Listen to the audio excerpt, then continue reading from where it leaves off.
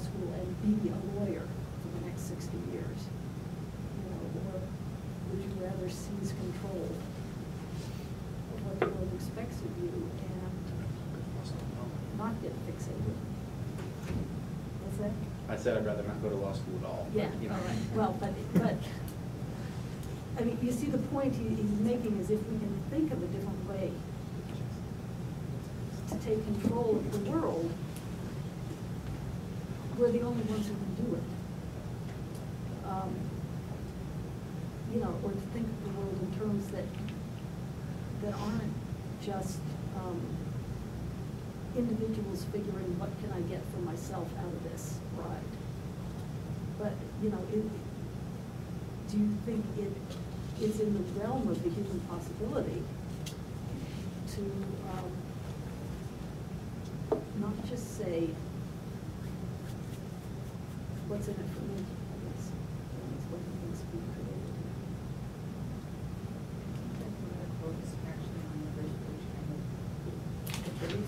Structure. It's like the consciousness is there for a very unique social product, so something's always been brought up this way, the way I think of it.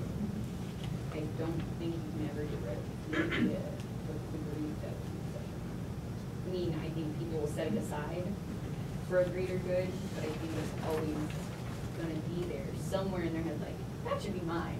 I did this, that should be mine. I think it's always gonna be there. People just have to set it aside, and not everybody can. So does that mean you disagree with the idea that we are more naturally socialist than capitalist? No, because I think it's part of being social. Like, I know socialists, like, everybody gets, you know, say everybody was even in playing field. I think at some point someone's going to turn and be like, Joe didn't work for that, even though, you know, it's supposed to be everybody has the same amount. He shouldn't get that, but he does because we don't want to see him suffer. That's kind of how I think about that. I don't know if I'm articulating that well. But. I also feel like humans are like herd animals as well.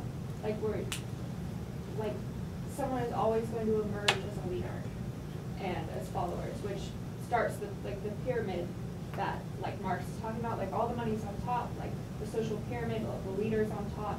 Like I feel like naturally there's going to be leaders and there's going to be followers. Some and people then, are happier what that if way there's- too. yeah, Some but people what are if- happier just having somebody tell them what to do. But what if there's like those leaders that have no like what their leadership is in happiness and it has nothing to do with money? Then it would be a completely different world than what it is today. Yeah, that's but it's leadership. And I think also the way it's grown, like what you were saying, I think it started out like very simplistic and genuine, and like just the Native Americans, there was always a chief and everything, but it was like they didn't own the land, they didn't own the world. Like it was when they were on this earth, but they didn't own these things, and they still have that leadership quality without like this crazed idea of like I need to own every tomato crop here. But they did protect their crops from other tribes of Indians, you would assume. They would have protected their crops from other tribes of Indians. But they'd only take what they needed and they'd use everything they took. And it wasn't like, this is my land, you other Indians get off of my land. And even when like the Europeans first came over here, we shared, or they shared with us, like the Indians shared with us. They were socialist in the ideal. They didn't like, oh, this is mine, yeah, you don't get any. They were willing to help out other people. Yeah, they shared with us because we killed other Indian So they were sharing like, hey, thanks for helping us kill those guys. Yeah. There you go. But it's like, my point was that they didn't like own land, they didn't own specific things, they didn't own products, they didn't own crops.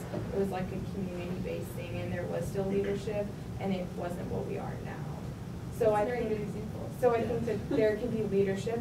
I don't think we need to wipe out, like, naturally, I think people tend to be leaders and other people aren't, and I think that's okay. I don't think that's not something to be ashamed of, but I think there are other ways to go about it, and it's just evolved into this like mounting problem. So I think that what you're saying is I think there can be leadership, but I think it's gone to a whole different like angle than it used to be. Lots of different kinds of leaders, and there's sort of like tyrant, and then there's the respected group. I mean, the a lot of different kinds, yeah. What happens to racism, sexism, and homophobia? Manage to take private property out of There is none whatsoever. Like, I mean, theoretically there shouldn't be, but unless we go into where ideas are property, then it would still exist. But if we can get it to where like even ideas are not personal property but communal, like for the common good, then there's no differences whatsoever. Excellent. Where does Marx, does he touch on this? He does actually. Well, he kind of messes up on the gender part. He doesn't even think about homophobia. He does talk about what is a Negro. A Negro is a man of the black race, but he becomes a slave, you know, when he's owned. So, you know, it's once again the economics determining social attitudes or consciousness. Brian, did you? I don't know exactly which part, and then he compares them with like sugar, and that they just are that commodity that slaves. Wage labor, yeah. Yeah, it's in wage labor and capitalism. Actually, it's on 205, I think.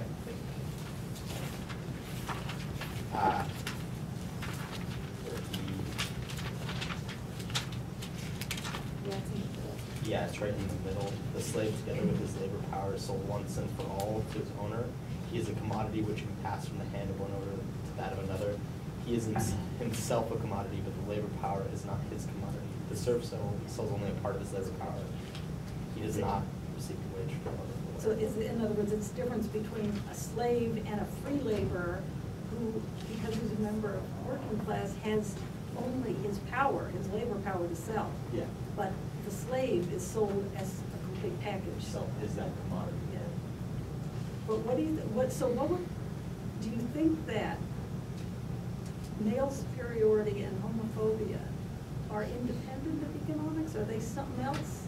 Or are they, with Marx, you know, extending this argument of we recognize race because we can locate race in the economic system?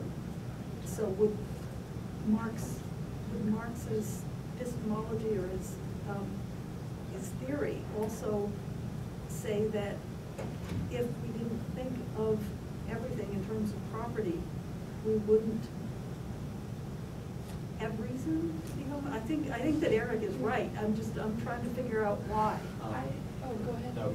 Well, I was just gonna say, I think I agree, because I think most of us equate power with production, and it happens to be that males produce monetarily wise way more than females in general. So just because females may work as hard or work way more, like the production, like the money, males always have it one up on us. And I think if you took that out, and if you took production out, and you took economy out, like private property, then I don't think that it would be, I don't know, because it's hard, because I live where I am now, and it's hard to say, but I think, yeah, I think it definitely contributes to that, and it may disappear if that wasn't. Yeah, because there wouldn't be competition. This one, then you wanna go? I was just thinking, the development of like the patriarchal society, I think it really relates to economics too, because I think, you know, in the very beginning, it all starts with like hierarchy and domination, and there's this notion that sort of like man is at the top, and then perhaps next is woman, and then animals and the environment or something like that. I mean, you could sort of like make something up that you think fits, but, and then when you do that, you sort of like create a difference. It's okay to exploit those things because you're at the top, you're in charge, you know. And then also in the development of the market society and wages, I think that also has to do with this difference, because when men first started entering the workforce, women stayed home generally. Well, before then, men and women worked in the house, they raised children together, they farmed, let's say, if they're American, you know, agriculture family, and then the market begins to emerge in wage labor. They leave the home for a wage, and that's valued more, the money, and as opposed to the woman who's at home working also, but not receiving a wage for it. She's raising the children, she's cooking. So I think that there again, you're putting like a hierarchy where there's more value placed on the money and the wages than there is on this other kind of work. No, I agree, and I can tie it to gender, and I'm just trying to think about it. I don't know if homophobia would go away then. I'm thinking of where that fits in. If that's- You can't have a family if the family is an economic thing. If you're having kids so that they can work with you, this is before there's a market and a wage labor economy, then you need to have a wife for economic reasons, or else you can't have a family. So are the Right. Greeks okay? So bisexual? I guess I'm just thinking of a specific situation. If you think of it like in that agrarian old style where you needed a lot of children to help you work the land, And a a bunch of homosexual guys. couple would not be able to have a lot of children. I mean, it just, economically, it would not be a viability, or a viable option. Yeah, but in Navajo society, I heard they would have a lot of homosexuality and transgender, and when the parents would pass away, they would raise the kids. They had like an economic role in this. Like they had a place, but I'm not sure if we would have a place, a niche.